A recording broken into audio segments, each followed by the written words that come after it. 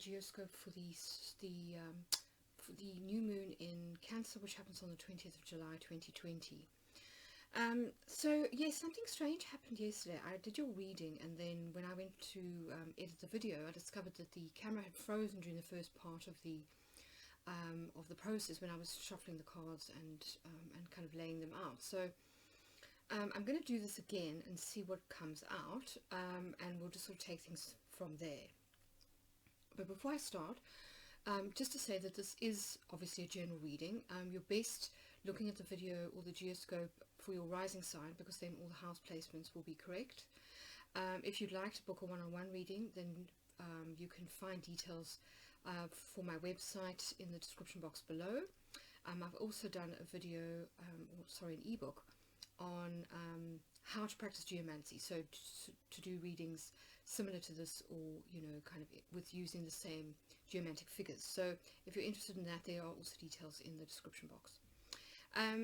Then the other thing to say is that this particular new moon phase is going to have resonances with the solstice solar eclipse that we had in June. So the 21st of June, when we had that new moon in Cancer, this happened at the beginning signs of Cancer, and this particular follow-up new moon will be in the end signs of Cancer, so kind of bookending the sign for you.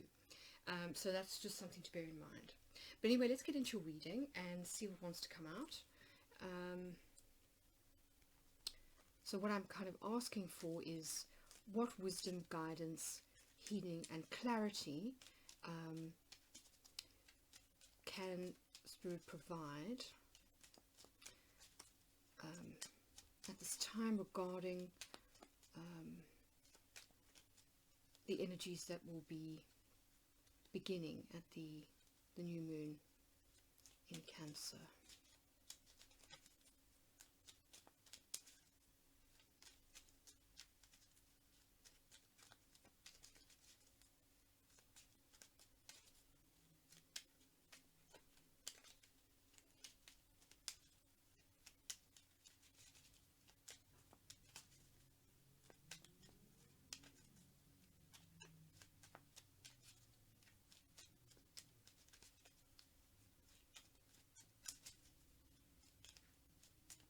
Okay, I think that's shuffled quite well. Let's cut the cards.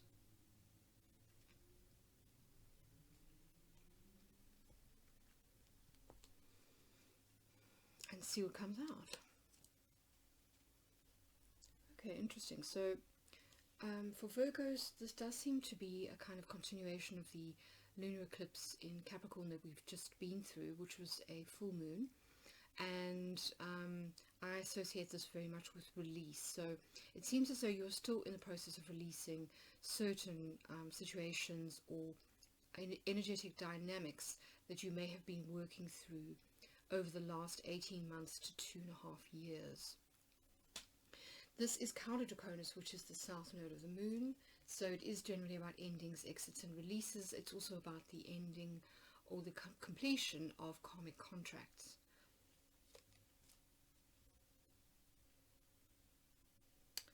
Right, so when it comes to fourth house matters, which is kind of home, family and ancestry, bloodlines, that kind of thing, we have conjuncture, which is Mercury in Virgo. So this is your planet and your sign kind of coming together in the fourth house of roots. So this tells me that when it comes to family and those people who share your space, your domestic space, that there's a need for kind of coming together, alliances, harmony, union. So in other words, working with others, cooperating with others, joining forces with others rather than splitting apart. So this is the energy of kind of coming together, but it can also sometimes be the energy of balancing opposites. So I think in previous readings there did seem to be a bit of an issue around the fourth house. It seemed as though you wanted to kind of move away either from a particular area, maybe a particular family member, or perhaps a particular location where you were kind of living. And here there seems to be this sort of energy of, as I say, of kind of coming together. So if there has been a rift, perhaps it's time to sort of heal those rifts. But it could also be about kind of, clubbing together. So say, for example, you're keen to buy a property, but you can't really afford to on your own, then perhaps it's time to think about clubbing together with close friends or relatives and perhaps, buying something together so that you all kind of own a percentage. That's one way that this energy could work.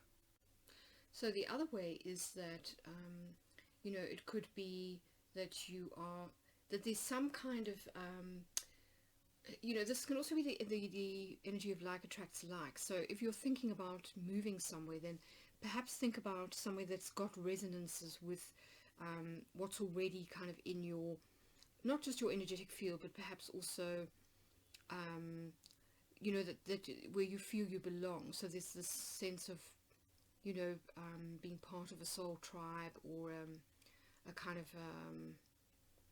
something that feels familiar possibly. But anyway, we'll get into this further when we get more of the cards. So when it comes to other people, there does seem to be a sense of, either separation. So perhaps you are separated from loved ones at this time, perhaps due to lockdown or quarantine, the inability to travel. But it can also be about disappointments and breakups, So here we're talking about either people that have disappointed you, or self-sabotaging energy. So where you've perhaps sabotaged relationships unconsciously. But it's definitely an energy of loss. It's the opposite geomantic figure to acquisitio. So it seems that when it comes to, with this kind of releasing energy, it may also be about, strongly about partnerships or significant others. Now, these don't have to necessarily be romantic. These can be very strong friendships, very strong teacher-pupil relationships, and also business partnerships. Essentially, it's significant others, so one-to-one relationships that are really significant. And of course, if we are talking about karmic contracts, then that may be why there is this releasing energy happening here in your 7th house. Interesting. So I mentioned acquisitio before, and here is the actual geomantic figure. So if you have a look at these two cards, you can see that they are the inverted symbols. So here you've got 1, 2, 1, 2, and here you've got 2, 1, 2, 1. So I do think that mirroring and pairs and twins are going to be an important element of this particular new moon. It comes through in the Sabine symbol, which is a Greek muse weighing newly born twins on golden scales. So you can really see in the image of, both twinning and scales, that we've got this duality at work, and there's also a need for balance. So I think those are going to be big themes, and we can actually see it here across your ascendant-descendant axis, where there is some kind of karmic balancing happening. But what seems to be happening is that as you release this energy, so it gets rebalanced here in your 10th and 4th houses, because here we have acquisitio, which is, I say, the inversion or the mirror image of the sort of almost the polar opposite energy to amissio, which is gain. So this is about kind of reaping the rewards or the benefits, taking something in, assimilating something, being nourished by your career, and possibly also by your change in direction, because that, I think, was a big theme over the last two eclipse readings, was this need for a change of direction, possibly traveling or moving, but certainly a move in terms of, getting closer and more in alignment with your soul purpose, perhaps. So aligning your career to your soul purpose. I mean, that is not always the case. We don't have to always necessarily think that our soul purpose is focused on our career. It isn't always. Sometimes it's about our relationships. But in this instance, it does look as though any hard work that you've kind of put in terms of your career is going to be paying off within the next lunar month or so. So really interesting. I'm going to pause the video here quickly while I do the rest of the conversions, and I'll be back with you in a minute. Hi Virgo, welcome back. So as you can see, I've done all the conversions for your new reading.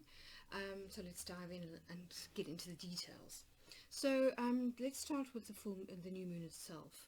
So the new moon will fall in your your 11th house, which is the house of friends, social networks, as well as professional associations. So this can be anything from a political party to a professional organization to a charity to a club that you belong to, as well as friends and, as I say, things like social media. So it does seem as though in this particular area you've experienced some kind of disappointment. Now this could be simply that, you haven't really had a nice experience recently on social media. Everyone's been in a kind of a weird space and, might be kind of acting out, projecting or overreacting. But you definitely have not had an easy time. It could also be that friends have disappointed you on some level. Maybe you feel a little bit kind of let down or betrayed. This is Saturn in Aquarius energy, so there is usually a sense of being cut off in some way from other people, whether it's real or perceived. You definitely feel a sense of grief and loss. I mean, you may even have lost a friend to something like COVID-19, because this can sometimes be about sickness and kind of grieving. But the interesting thing is that you do seem to be starting a new cycle, one that is going to take you into a space of happiness, and this is going to involve forward momentum. Now, I think it's interesting that the card for the outcome is Via, which is the moon in Cancer. So in other words, it's the same energy that we've got for this particular new moon, which is going to happen in Cancer.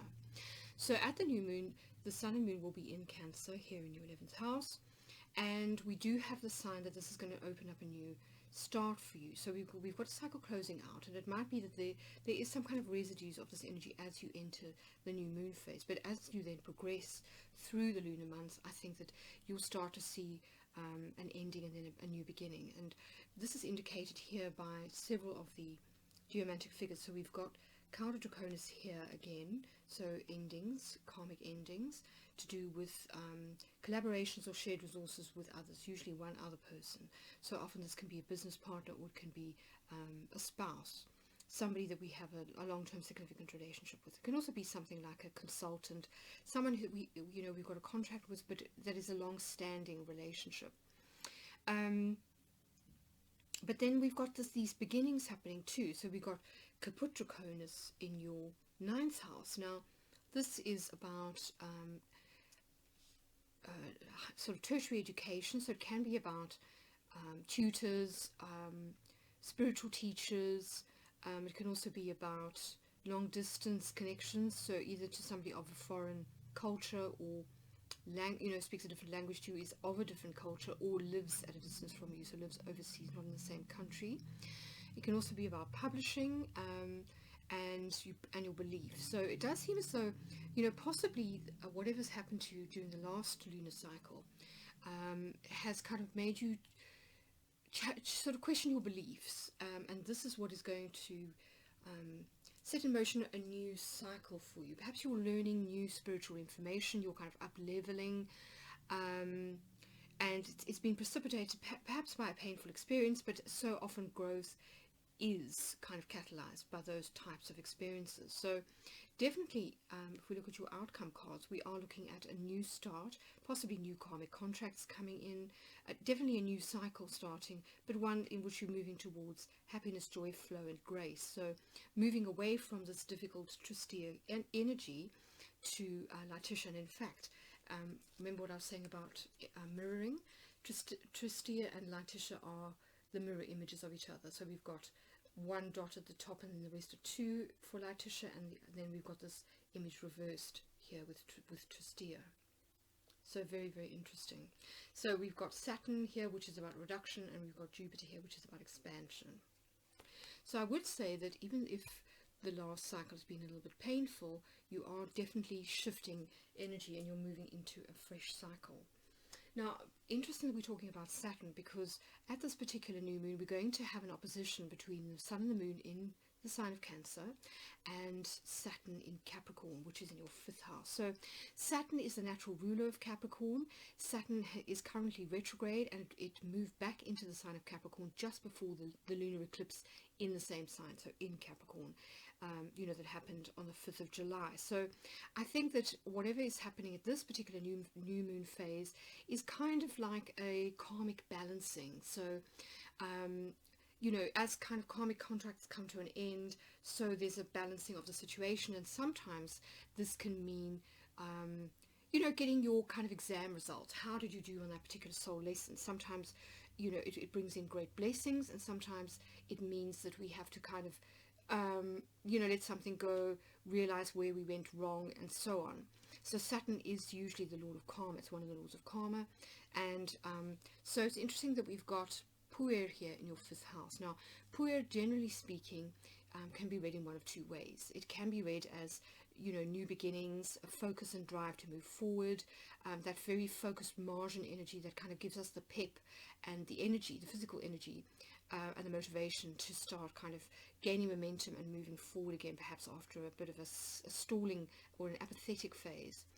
On the other hand, this is Mars in Aries, and we do know, of course, that Mars is the god of war, and Aries is the ram, and the ram does tend to butt heads with people. So it is possible that there is some conflict here, and this is why you've had some kind of upset, you know, when it comes to the 11th house. Now, this house governs children and also new love affairs, as well as relationships with people either in the leisure industry. So if, for example, you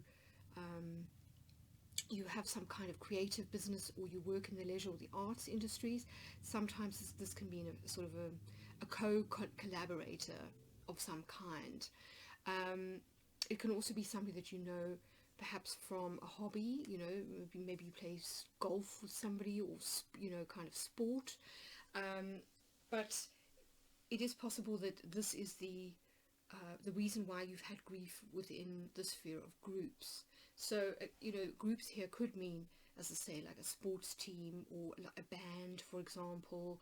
It could mean also that, you know, kind of groups as in the sense of, you know, an extent, the social iteration of the family unit. So sometimes it can point to something in our childhood, perhaps an old wound, or a toxic pattern that happened in our childhood that then we play out again and again within the social sphere, for example. It doesn't look like family, because here we see this kind of people coming together, you know, to sort of look out for each other and to have each other's back. So I don't see that as being what's going on here.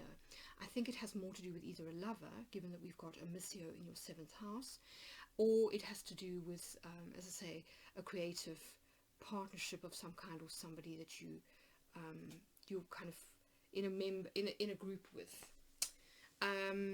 So there is a kind of a balancing out happening. But the good news is that whatever this is, once it gets sort of processed and worked through, which is what I think you're doing here with Cauda Draconis here and in your 8th house, is that you're getting this new start. So as you kind of let go of perhaps issues around trust, around boundaries, around, you know, kind of mutual give and take, particularly when it comes to material resources, but it's certainly not exclusively that. It can sometimes be emotional resources, you know, kind of giving people your time and energy. It can also be, you know, intimacy, so who you just decide to sort of let in and who you don't, and as I say, kind of trust. So once you kind of start to release whatever this was, I do see your beliefs perhaps being upgraded, a new relationship with your either your spiritual teachers or your spirit guides, or certainly just a fresh outlook, you know, kind of getting hope back. That's what I kind of feel is sort of happening here. And of course it's also the start of new karmic lessons, so it could be new people coming into your life. However, if we look over here to your 2nd house, we see a Missio being repeated. So I do think that on some level there has been a significant relationship that has caused you either to sort of lose confidence a little bit, because 2nd house can be self-worth, but it can also be money. So this may be why we've got the 8th house connection. It's possible that you did enter into some kind of agreement, financial arrangement with either a lover or a creative collaborator, and that this didn't go very well. Perhaps it involved a group, and there may have been financial loss involved. But you've certainly learned your lesson, and as I say, I think you are moving forward. It's interesting that we've got Via a couple of times in this reading, and I think Via's been constellating quite a lot for you actually in the last few readings, so you might want to go back and check the geoscope that I did for, I think it was the lunar eclipse, but it could have been the solar eclipse, one of the two. We had Via emphasized. So Via is all about movement, it's about progress, it's about momentum. Sometimes it is also about travel. But, you know, I think the key thing is to look at where we find it in how the energy is expressed, will be kind of explained by the house positions involved. So here we've got Via in the 12th and the 6th houses. So this is the mind-body connection, and it's also the connection between institutions on one hand and our place of work on the other. And it is also about physical health on one hand and mental health on the other. So I do see a big shift happening here. This could be a sort of an energetic upgrade, for example, or it could be that a shift in beliefs leads to a shift in frequency, which has a beneficial effect on your health, your well-being, or it could simply be a moving away from certain patterns of thinking that may have got you into these difficult situations. You know, sometimes it's about reframing our experiences so that we see the lesson rather than simply focusing on the pain and the loss that, you know, that was kind of involved. I know it's not easy. We're all human when it comes to those kind of things. We all get hurt feelings, but as I say, very often growth comes through difficult experiences. You know, when we're feeling good, there's no incentive to change or to grow or to really look deeply at ourselves. So I think it's seeing the value here in in difficult experiences, because certainly it's going to lead to happiness. As I say, Letitia here is this wonderful lightness of spirit, and we've got it here in your 3rd house. So this does talk about a kind of a mindset, the way you communicate, the sort of energy frequency that you emit, and also the way that you communicate with others. So I do feel as though there's this shift happening for you in terms of your beliefs, your sort of mental state, your state of mind, and that this has a positive knock-on effect on communications and mindset when it comes to others, the way that you express yourself, the frequency that you emit, which in turn has a positive impact on health. And I think ultimately, you know, it's going to be beneficial to your career, because we've got this wonderful acquisitio here in your 10th house. So very interesting that we've got Venus actually in this 10th house. Venus is in the sign of Gemini, and she's now direct.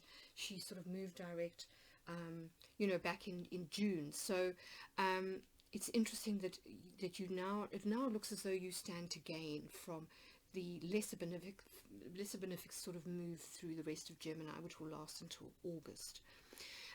Now, one thing I should say here is that at the time of the new moon, we're going to have, I think within about a week of this new moon, we're going to have a couple of important cosmological events happening. So the first is the opening of, excuse me, of the 888 gateway.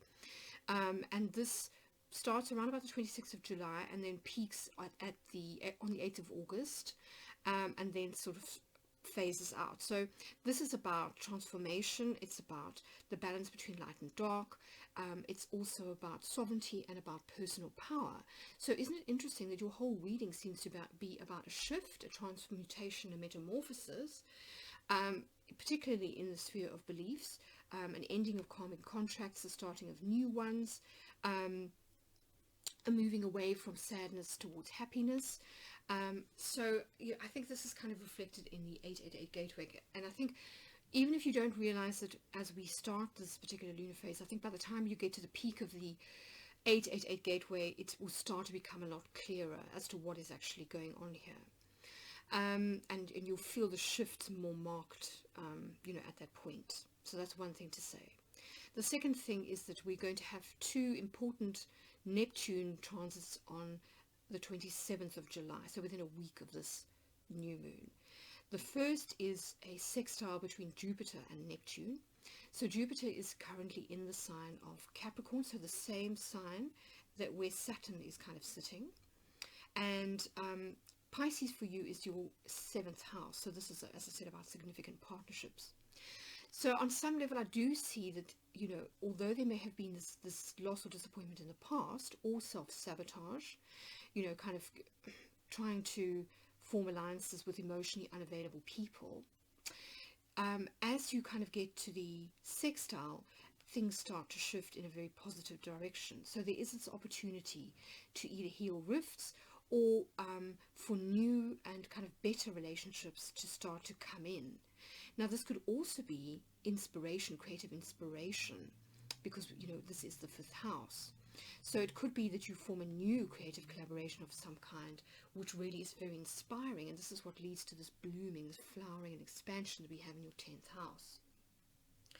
Then the other thing to say, of course, is that Venus will be making a square to Neptune. So Venus here in your 10th house will be making a square to Neptune in the 7th. So I think that this is more to do with the energy that is going away, because during Venus retrograde, I think you will have noticed certain patterns, perhaps to do with self-worth, to do with, kind of standing up for yourself, knowing your worth, getting clear about your values and communicating those to others so that they know what you consider to be acceptable and unacceptable behavior, and also just getting very clear about where you stand on perhaps certain important issues. And I think that what's going to happen now is that this energy is simply the last opportunity to integrate lessons from the last 2 Venus-Neptune squares, which happened in May and in June. So this is, I feel, the closing out energy that we have here in the 8th and the 1st house. So interesting that on the 27th we've got a door closing and we've got a door opening, which is this Jupiter-Neptune sextile here. And I feel that this is what Caput Draconis is all about. So interesting that we've got a 9th house north node, because Jupiter and Neptune are both about beliefs. They're about the higher iterations of love, of wisdom, of spiritual knowledge, of realizations, all that wonderful stuff. So not just facts, which Virgo's very good with the facts, but here we're actually talking about wisdom that is gained through experience and understanding.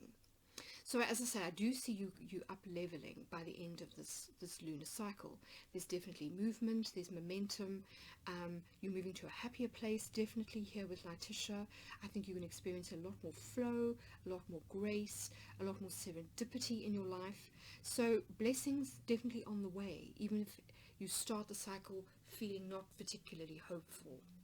So, in the end, Virgo, I think a very, very positive reading. As I say, I do think that there are some themes that have come over from previous geoscopes, so I will link them at the end of this reading for you to kind of go back and see where the parallels may be. But I hope it's been helpful. Do leave me a comment if it's resonated, and if you've enjoyed this reading, please hit the like button, and yes, I guess I will see you in a couple of weeks for my next forecast, but until then, all the best and many